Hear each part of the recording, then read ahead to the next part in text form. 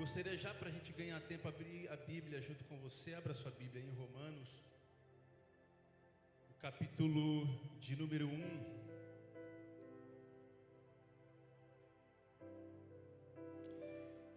E a gente vai ler dois versículos, versículo de número 20 e versículo de número 21. Diz assim: pois desde a criação do mundo, os atributos invisíveis de Deus, seu eterno poder e sua natureza divina, têm sido vistos claramente, sendo compreendidos por meio das coisas criadas, de forma que tais homens são indesculpáveis, porque, tendo conhecido a Deus, não o glorificaram como Deus, nem lhe renderam graças, mas os seus pensamentos tornaram-se fúteis, e o coração insensato deles obscureceu-se. A última parte do versículo 20 e a primeira parte do versículo 21. Tais homens são indesculpáveis, porque tendo conhecido a Deus, não o glorificaram como Deus.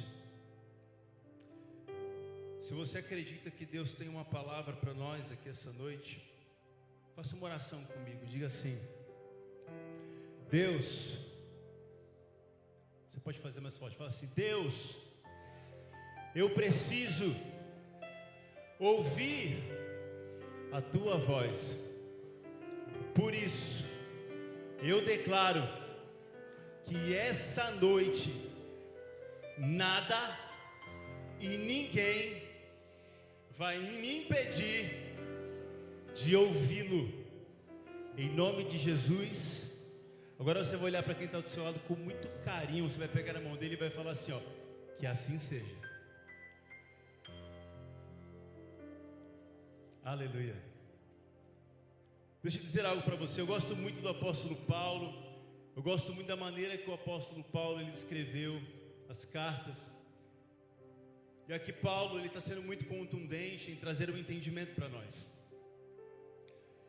Deus ele permitiu ser conhecido. E Paulo está deixando uma coisa muito clara aqui. Essa teoria de que é possível não conhecer a Deus, isso não existe. Até mesmo nos lugares mais remotos, Paulo está deixando claro, lembrando que toda a escritura é inspirada, portanto Paulo escreveu essa carta inspirada pelo Espírito Santo. Não é um argumento ou uma tese de Paulo, é uma revelação dada por Deus. O que Paulo está dizendo aqui? Não existe a possibilidade de não conhecer a Deus, porque Deus se revela a partir de uma revelação primária que é a criação. Desde a criação é possível conhecer a Deus, porque a criação aponta para um Criador supremo, e a própria criação revela a glória e majestade de um ser superior. A natureza aponta para um Deus. É o que Paulo está querendo nos dizer. Não há como não conhecê-lo. Talvez exista a possibilidade, de fato há, de ignorar conhecer a Deus. Mas ignorar a Deus não muda quem Ele é. Ele permanece sendo Deus, está no controle de todas as coisas. O seu plano continua no curso da história, e no tempo certo tudo será consumado. Ele é Deus e nada pode mudar isso. Eu me lembro aqui, e os estudantes de direito, aqueles que ingressaram na carreira jurídica, vão entender muito bem do que eu vou falar. Existe dentro das normas das leis brasileiras um princípio chamado princípio da obrigatoriedade da lei. Quem aqui conhece? Cadê a galera do direito ali, ó? O pessoal conhece. Sabe o que esse princípio diz? Existe uma presunção legal de que toda lei que é publicada, a partir do momento que ela é publicada, ela é de conhecimento de todos. Isso quer dizer que você está escusado de, não está escusado de cumprir a lei e responder pelas sanções que estão escritas nela. Você não pode alegar falta de conhecimento da lei se você for pego descumprindo uma lei. A lei existe e ela está em vigor. Então, ainda que alguém diga, mas eu não conheço Deus, nunca ouvi falar de Deus. Deus se revelou a partir da criação. Ele é Deus, continua sendo Deus e está vivo. E ninguém pode mudar isso. Ainda que alguém decida ignorar quem Ele é, ignorar conhecê-lo, Ele permanece sendo Deus. Nós somos indesculpáveis.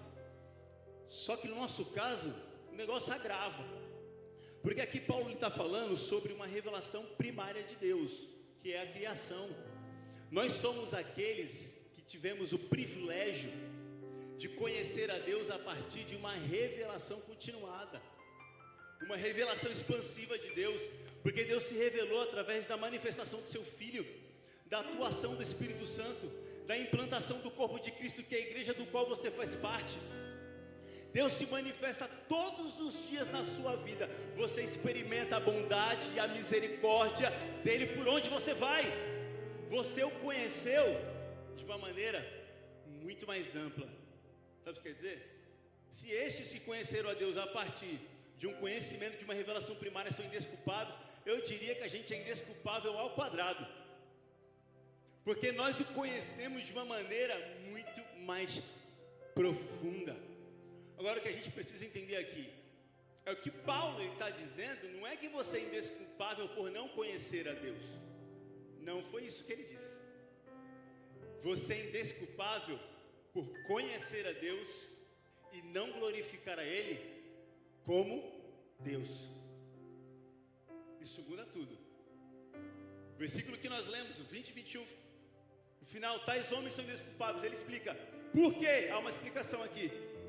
Tendo conhecido a Deus, não o glorificaram como Deus.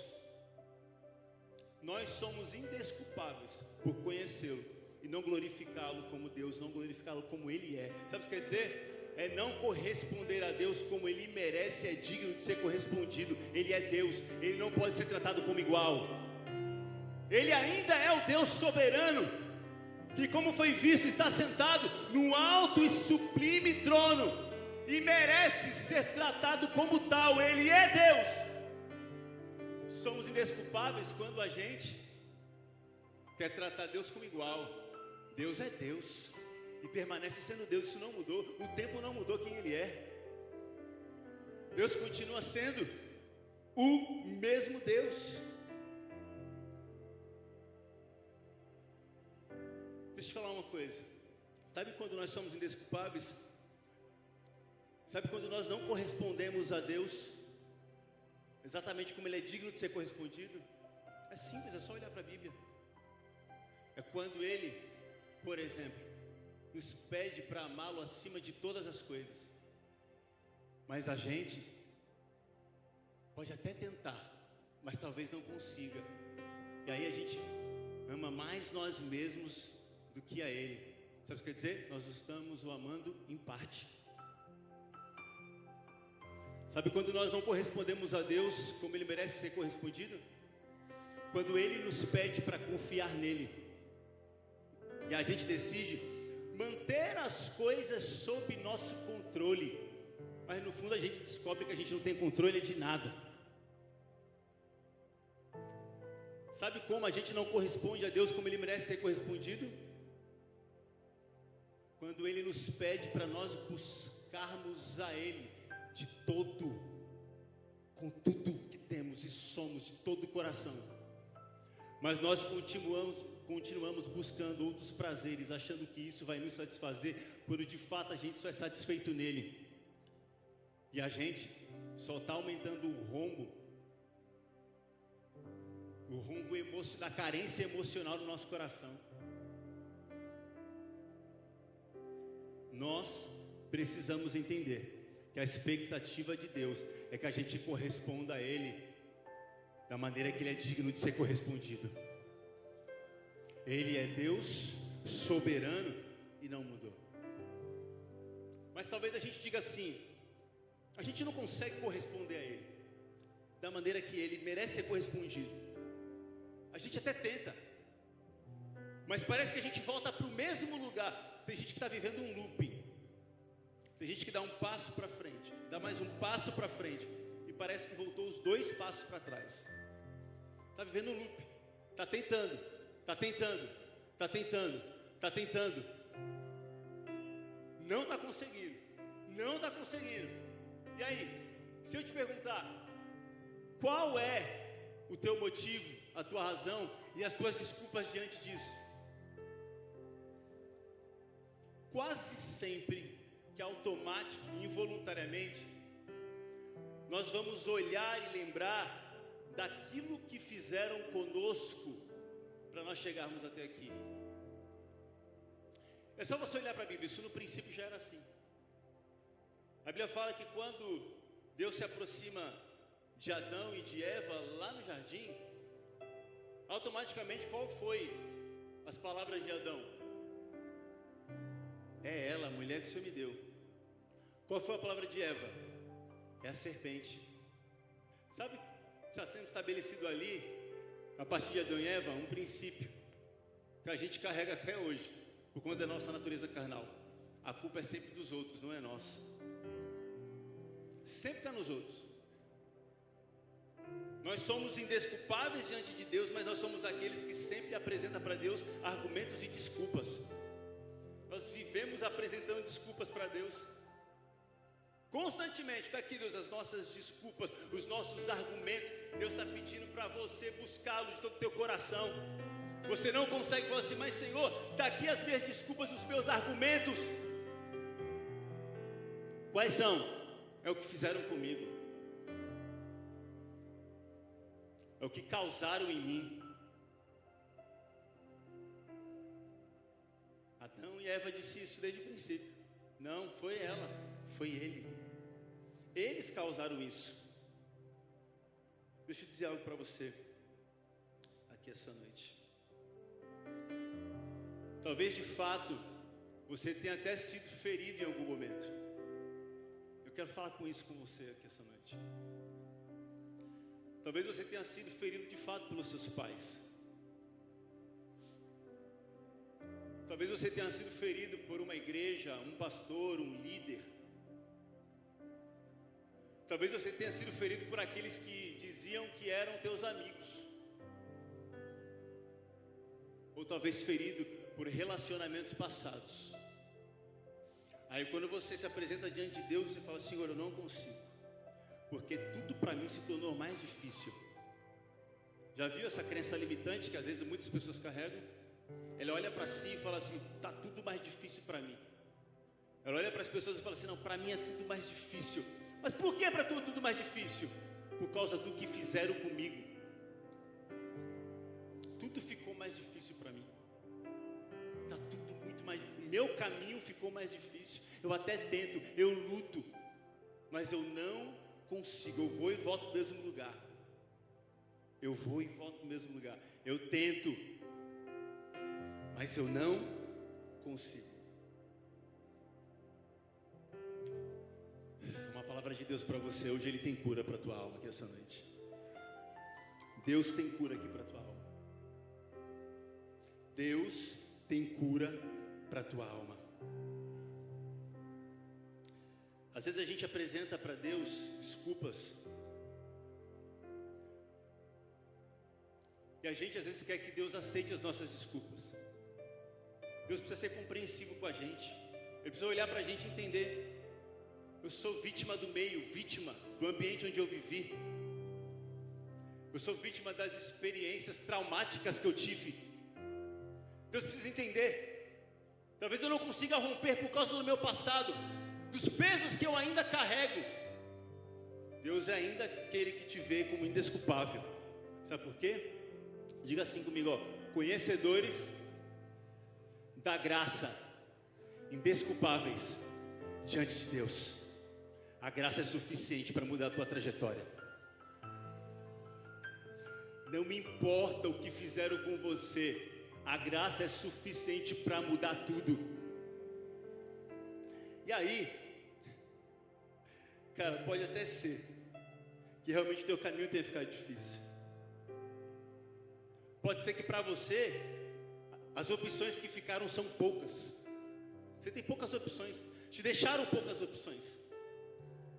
Mas existe uma graça que pode mudar a tua vida por completo.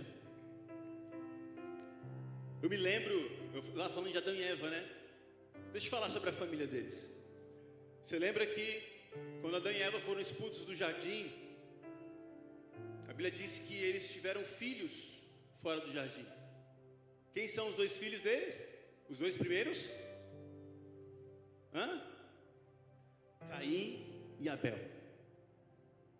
A Bíblia diz, nos ensina que uma geração contará a outra a respeito de Deus. Imagina comigo, Adão e Eva contando para os seus filhos quem é Deus. Seus filhos já estão maduros, seus filhos precisam trabalhar, porque eles descobrem junto com seus pais que é preciso trabalhar para sobreviver, para subsistir. Caim é agricultor e Abel, pecuarista. Caim cuida da plantação e Abel cuida dos animais. Eles precisam trabalhar para subsistir, trabalho duro, trabalho árduo, trabalho pesado. Eles crescem, os seus pais agora contam a respeito de Deus para eles, uma geração contará a outra. Só que agora conhecer a Deus está atrelado a uma coisa aqui: conhecer de fato quem são os seus pais. Porque quando eles contam para os seus filhos quem é Deus, eles precisam contar a história por completo. E eles descobrem quem são os seus pais. Sabe quem são os seus pais? São aqueles que tomaram uma atitude egoísta, não pensaram naqueles que viriam. Eles pensaram apenas em si mesmo. E por conta da sua atitude egoísta, eles deixaram uma herança para os seus filhos. Uma herança de consequências que tornaram o caminho dos seus filhos um caminho muito mais difícil. Porque se Caim e Abel tivessem nascido no jardim, lembrando que Deus já havia dito para eles se multiplicarem lá, antes da queda e do pecado. Mas eles foram ter filhos fora do jardim. Se Caim e Abel tivessem nascido no jardim, oh, que maravilha! Mas eles nascem fora do jardim. E fora do jardim descobrem que só estão lá por causa dos seus pais. O caminho deles agora é um caminho difícil, é um caminho de muito trabalho para sobreviver, para subsistir. Por causa de quem? Dos seus pais. Os seus pais tornaram o caminho deles muito mais difícil. O destino deles foi ferido. Mas deixa eu falar uma coisa: as atitudes alheias podem até afetar o teu destino, mas nunca vai poder determinar ele.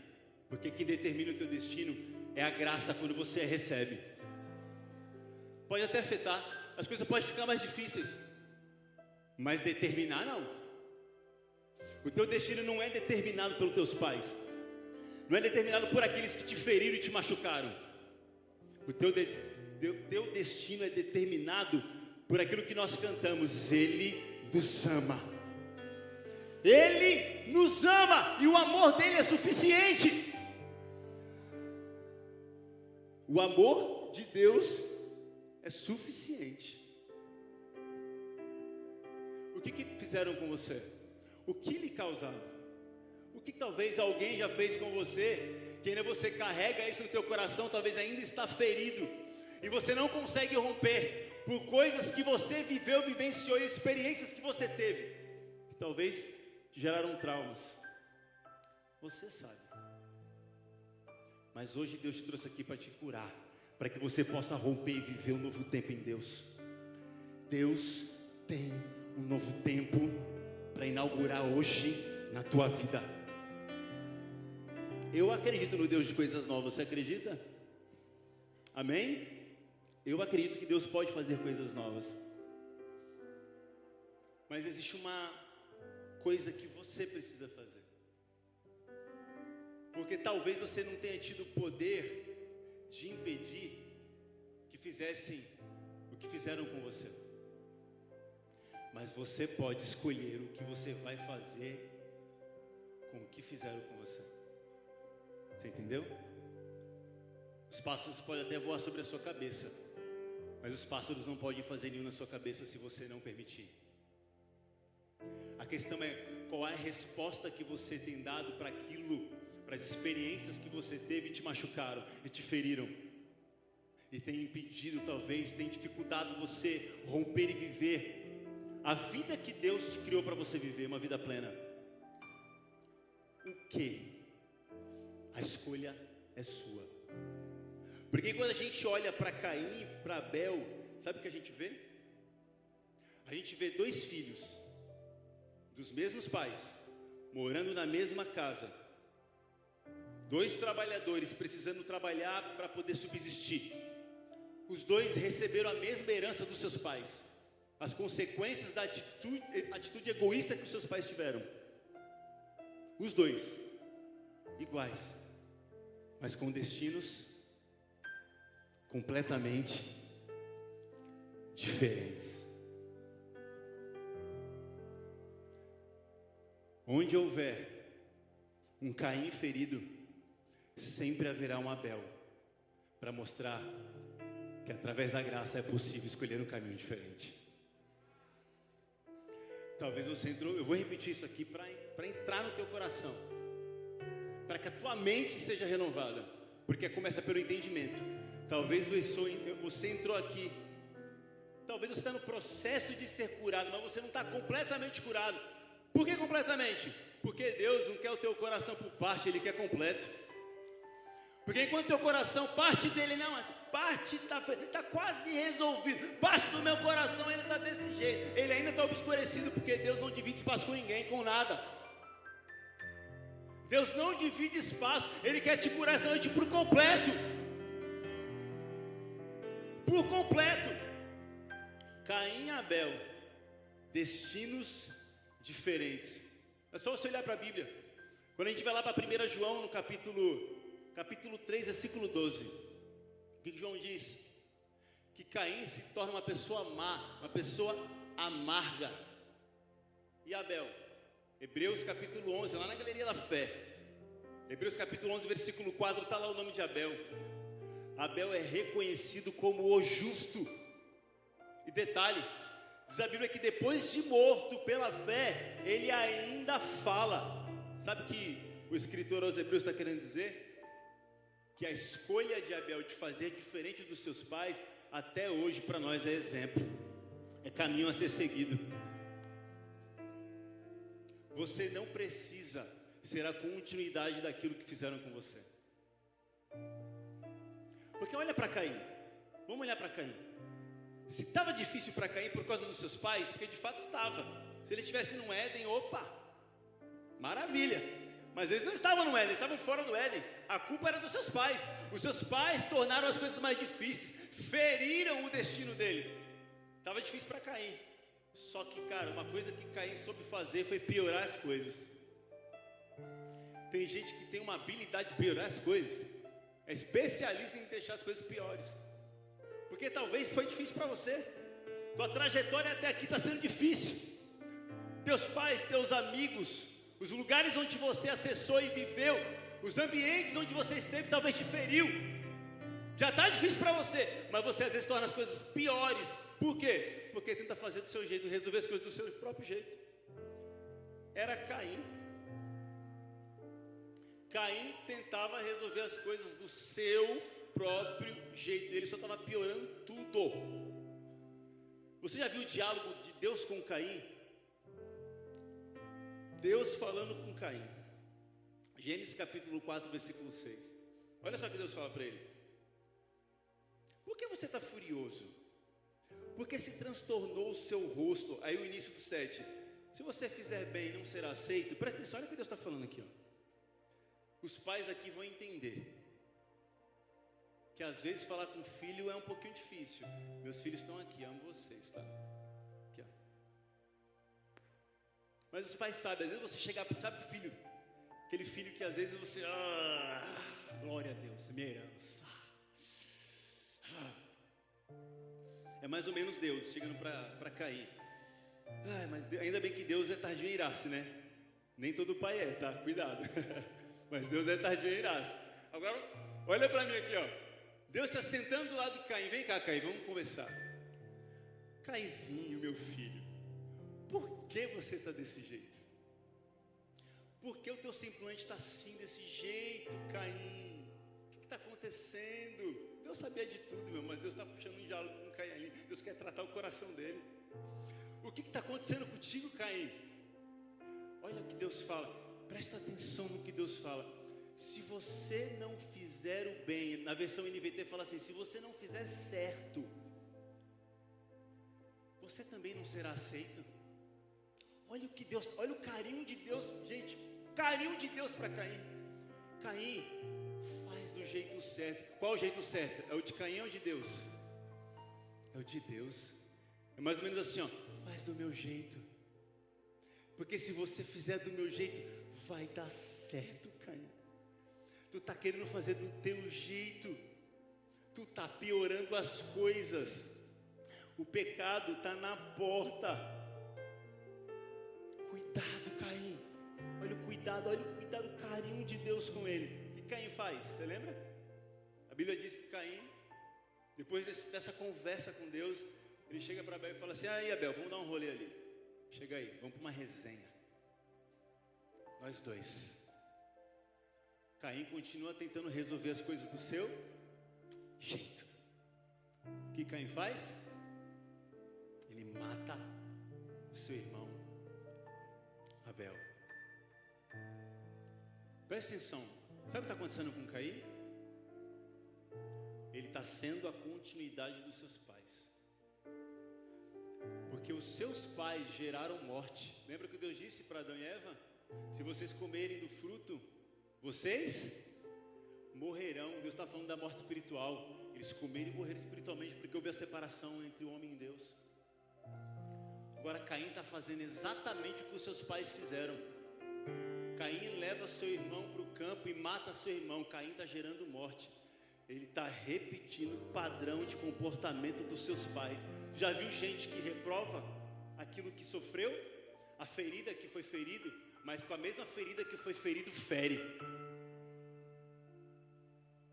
Tem gente que é assim, está com o coração amargo, com a mesma ferida que foi ferido, está ferindo, e reprova tudo que viveu, o que fizeram com ele, mas ele não percebe que ele está repetindo o padrão dos seus próprios pais, o padrão daqueles que lhe feriram. Você não foi chamado para ser a continuidade daquilo que fizeram com você. Você foi chamado para ser aquilo que Deus disse que você é. O que Deus diz que você é o que importa. Para de ouvir e trazer à memória aquilo que fizeram, as feridas que abriram dentro do teu coração.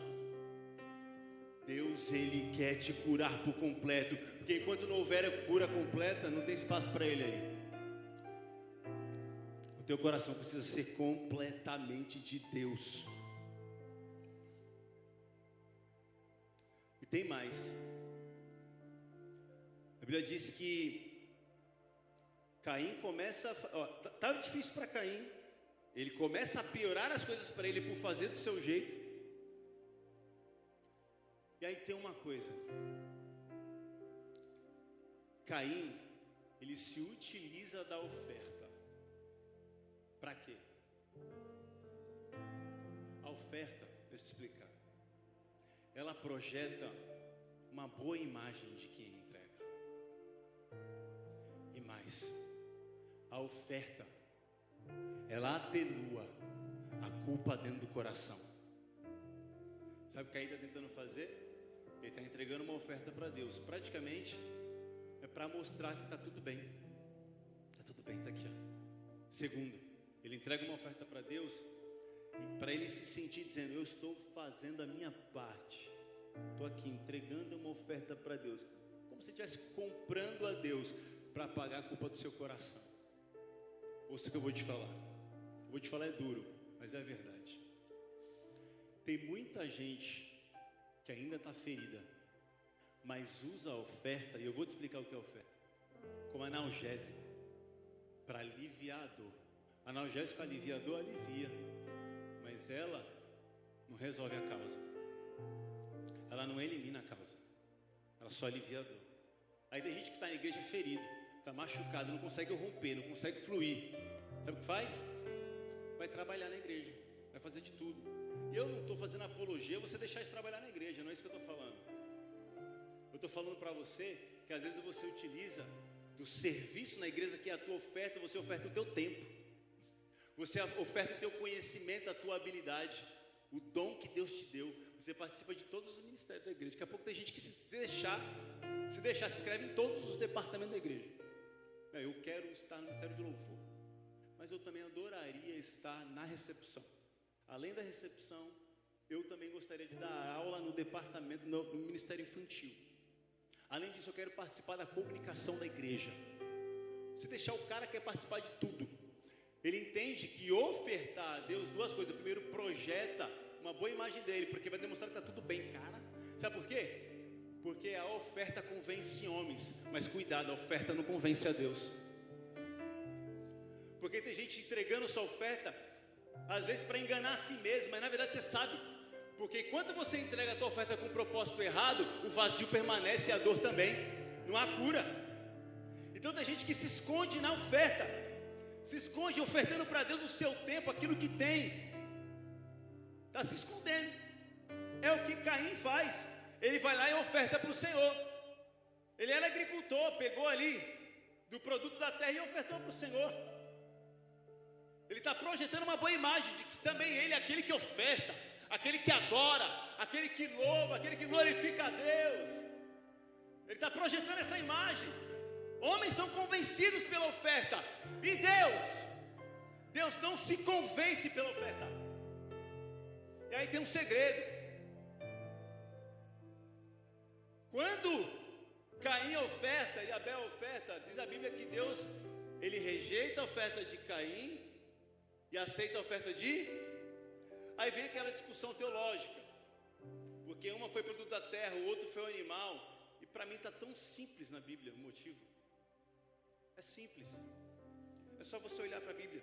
No capítulo 4, você vai ver que quando Deus, ele rejeita, primeiro, está escrito na sua Bíblia aí, ele não rejeita a oferta. Só lê aí. Quem é que ele rejeita primeiro? Ele rejeita Caim. Depois ele rejeita a oferta. Sabe por quê? Oferta para Deus, se ele não tiver primeiro o teu coração, não significa nada, é vazia. Se Deus não tiver o teu coração, oferta para ele é vazio. É um vácuo para Deus. Olha na tua Bíblia. Deus rejeita a Caim e, atrelado a rejeitar a Caim, eu preciso rejeitar a oferta dele. E Abel?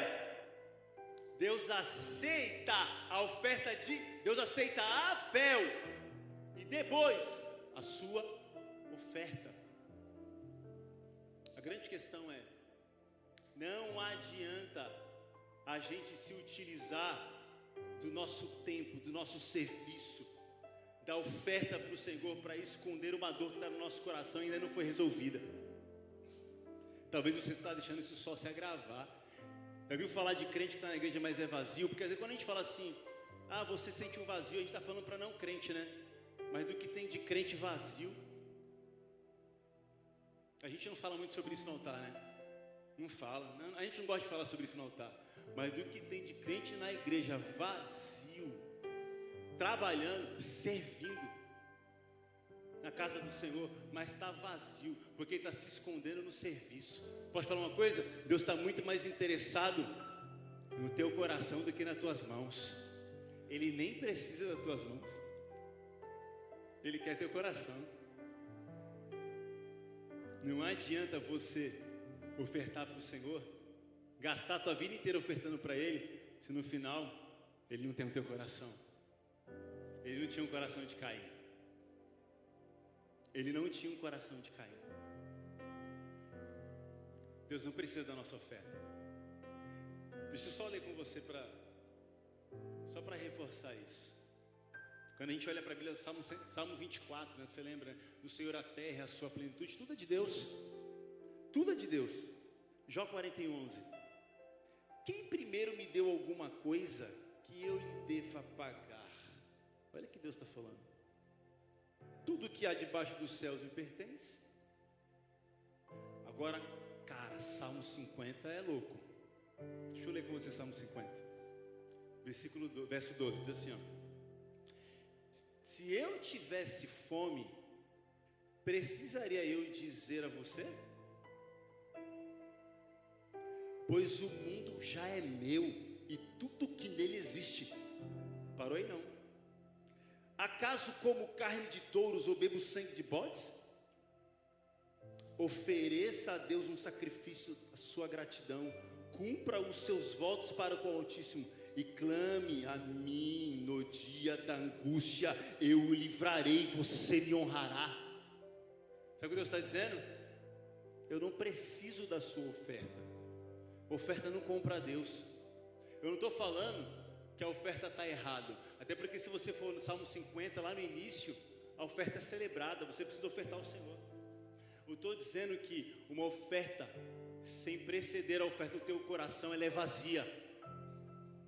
O teu coração primeiro precisa ser dele. Não adianta você ficar ofertando, porque se fosse assim, Jesus não diria o que ele disse lá no Sermão da Montanha.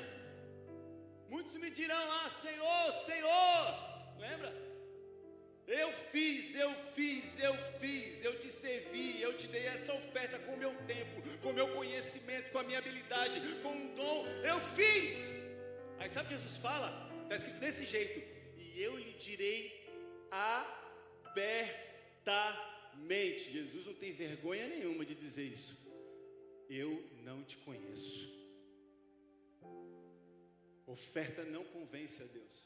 O que convence? Um coração submetido e rendido a Ele. Lembra do primeiro versículo que nós lemos? Lá no começo, nós lemos sobre isso. Não adianta conhecer a Deus e não glorificá-lo como Deus. Nós precisamos se submeter a quem Ele é. Para que a gente possa de fato viver uma vida plena em Deus, a gente precisa submeter-se a Ele. Você lembra daquela história de Samuel e Saul? A Bíblia diz que Saul, ele recebe uma ordem de Deus: destrua todos os amalequitas, destrua tudo que existe naquela terra, tudo. O que Saul faz? Ele traz vivo o rei e traz os despojos, os animais. Aí Samuel chega para ele e fala assim: o que é isso aí? Qual foi a desculpa de Saul? Não, esses animais aqui são para oferecer sacrifício. É pela causa de Deus que eu peguei esses animais. É pela causa de Deus, está aqui. É para oferecer sacrifício para Ele. Lembra daquele versículo clássico que todo mundo fala? É aqui. Ele fala assim: obedecer é melhor. Obedecer é melhor do que sacrificar. Quem instituiu o sacrifício foi o próprio Deus. E Ele está dizendo aqui, ó, Ele não está anulando a necessidade do sacrifício, dos rituais de sacrifício, mas Ele está dizendo: do que adianta você me oferecer um sacrifício, uma oferta, se eu não tiver antes o teu coração? O problema é que às vezes eu vou repetir o que eu falei no começo: o teu coração às vezes ele está contaminado por feridas que lhe fizeram. E você olha para isso e usa às vezes isso como argumento e desculpa diante de Deus. Mas Senhor, tudo é mais difícil para mim. Olha o que me fizeram. Olha o meio onde eu nasci, o meio onde eu vivi. Olha, Senhor, as experiências traumáticas que eu tive. Tudo para mim é mais difícil, não dá, Senhor, eu não consigo. Eu tento, mas eu não consigo. Eu estou no looping, eu volto para o mesmo lugar. Deus está dizendo: então tu está olhando para o lugar errado, olha para a graça. Porque a graça é suficiente. A graça é suficiente. Sabe o que é o mais incrível de tudo isso? O mais incrível é que depois de tudo que Caim fez, a Bíblia diz que Caim ele é expulso da sua terra. Ele vai vagar na terra. Ele vira um ambulante ali pela terra, peregrino. E o mais louco de tudo isso é que Deus, por pura misericórdia, Ele coloca uma marca, um sinal em Caim. Um sinal para que ninguém pudesse matá-lo. Caim não merece. Nós não merecemos. Mas existe um sinal de misericórdia em nós. Caim não é exemplo a ser seguido, a Bíblia deixa claro isso. Mas ainda assim, diz a Bíblia, e você vai ver, que Caim, ele se casa, tem filhos, e ele constrói uma cidade com o nome do seu filho. Caim vai viver, e ainda assim ele pode desfrutar da vida. E tu está vivendo uma vida, desculpa a palavra, medíocre, rasa e superficial, e está satisfeito. Não foi para isso que Deus te chamou. Deus te chamou para uma vida plena nele. Há uma marca de Deus, um sinal de Deus em você. O sangue de Jesus liberou o caminho para você viver uma vida plena. O sangue de Jesus liberou o caminho para você viver uma vida plena nele. O que ainda te incomoda? O que ainda impede de você viver uma vida plena? O que ainda não permite você romper? Deus quer curar o teu coração aqui hoje. Deus quer curar teu coração aqui hoje. Eu quero orar com você aqui essa noite. Quero fazer uma oração. Mais do que orar por você, eu quero orar com você. Nós somos aqueles que querem chegar e olhar para o Senhor face a face e receber dele um abraço e no final dizer valeu a pena. Nós não somos aqueles que querem ouvir do seu Senhor, eu não te conheço. Tudo que a gente precisa é fazer uma oração. E eu tenho feito essa oração. E é uma oração perigosa. Eu me lembro que uma das orações, e essa é uma oração perigosa, que eu já fiz: Senhor, eu quero te conhecer mais. Cuidado. Eu já fiz essa oração, o Senhor, Vivi pediu para conhecer mais o Senhor, ela conheceu mesmo. Né, Vivi? É isso aí. E eu fiz essa oração. Como é perigosa essa oração, irmão. Eu fiquei 12 meses desempregado. Exatamente, 12, certinho. 12 meses, um ano. Do ano passado até o meio desse ano eu estava desempregado, 12 meses. Só para resumir para você a história. Nesses 12 meses nunca nos faltou nada. Deus em tudo proveu. Essa é uma oração perigosa, mas é uma oração necessária. E tem mais uma oração que eu tenho feito. E é a oração que a gente precisa fazer. Senhor, eu quero te amar mais do que a mim mesmo. Porque enquanto você amar mais a você do que a Ele, você está o amando em parte. E você não está correspondendo a Ele como Ele é digno de ser correspondido. E a terceira oração que você precisa fazer é para que hoje, Deus Ele te marque, Ele te cause uma ferida hoje. Não uma ferida para a morte, como a que tentaram te ferir, mas é uma ferida que vai te levar à vida. Essa ferida vai te marcar. É a marca do sangue de Jesus. É a marca que diz: Ele abriu um novo e vivo caminho. Está aberto. Se coloque de pé.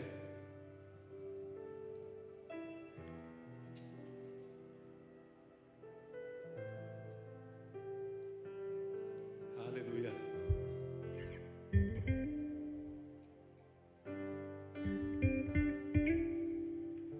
Fale com o Senhor.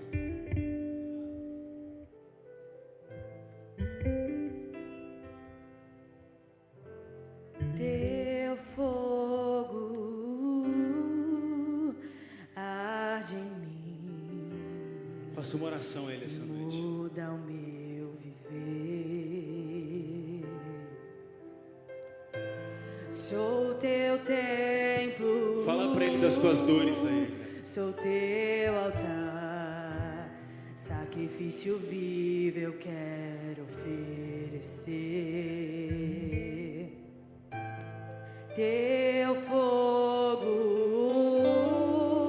apresenta para Ele aquilo que ainda te incomoda por dentro. Muda o meu viver. Sou teu templo. É tempo de romper em Deus. Teu altar, É tempo do passado ficar para trás, as cargas oferecer. ficarem para trás. Que o nosso louvor não seja um momento, lágrimas vazias, sem avivamento. Que o nosso amor não seja fingido, honrado com os lábios, nos corações esquecidos. Pois de que vale ter as poesias mais lindas, as harmonias mais brilhantes, se não há verdade em nós? Pois de que vale ter tudo e não ter nada? Te dá meus lábios, não minha alma. Eu quero me entregar a ti, entregar minha vida como adoração. Aleluia. Jesus disse sobre os fariseus: estes me honram com os lábios, mas o seu coração está longe de mim. Não adianta eu me utilizar da oferta ou dar uma adoração vazia para projetar uma imagem de que está tudo bem, se não está. Ele quer curar o teu coração hoje, para você viver uma vida plena nele. Aqui não é um lugar de acusação, aqui é um lugar de cura. Eu quero te fazer um convite. Se você é daqueles que quer fazer oração perigosa, Senhor, eu quero te conhecer mais, eu quero te amar mais do que a mim mesmo, e eu não aceito que as feridas que me fizeram, o que me causaram, molde o meu destino. O meu destino será determinado pela tua graça.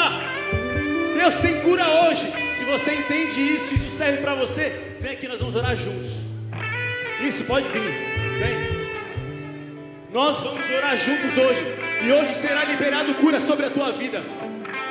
Pode lembrar de tudo que lhe fizeram, pode chorar, pode gritar, pode se jogar no chão, mas eu vou dizer uma coisa: vai ter cura hoje.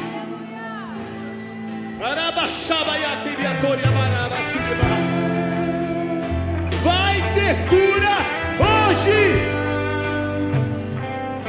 Vai ter cura hoje. O novo e vivo caminho foi aberto. O tempo novo está sendo inaugurado. Pode chorar, pode chorar. Se ainda dói, Ele tem bálsamo para derramar. Ele tem bálsamo. Ele tem.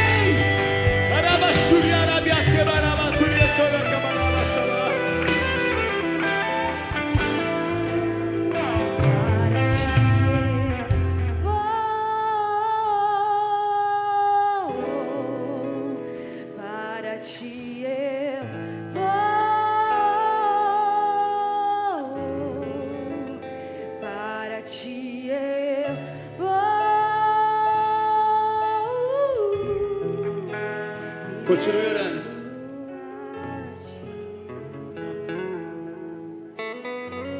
Eu queria convidar os líderes, os pastores que estão aqui nessa casa, para orar por eles. Seja fingido, lágrimas vazias, sem avivamento, que o nosso louvor Isso. não seja fingido. Fale para ele isso. Honrado com os lábios Fale para ele isso. esquecidos. Vamos.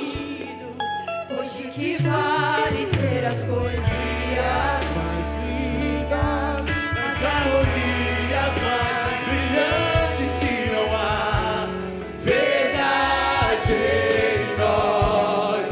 pois de que vale ter tudo e não ter nada? Te dá meus lábios, minha alma. Eu quero me entregar a ti, entregar minha vida como adoração. Ore! Só me Que seja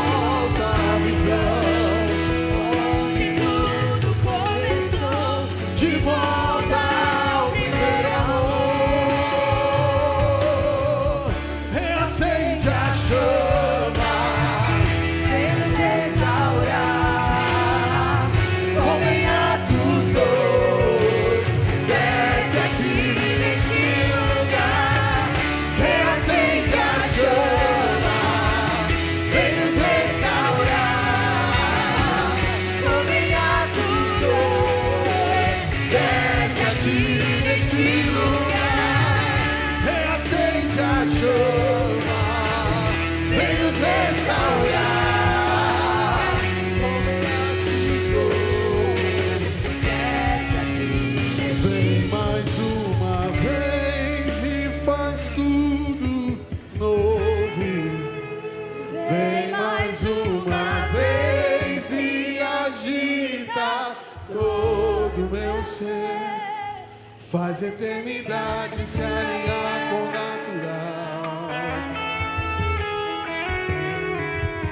E na terra nós que somos pó, clamamos: aviva-nos, aviva-nos, aviva-nos, Senhor.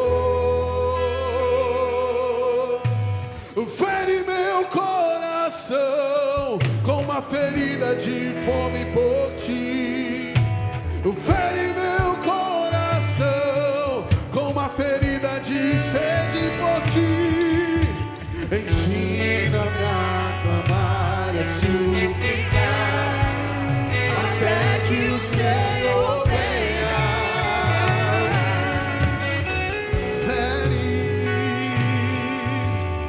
Fere meu coração com uma ferida de fome por ti. fere meu coração com uma ferida de Sede por ti.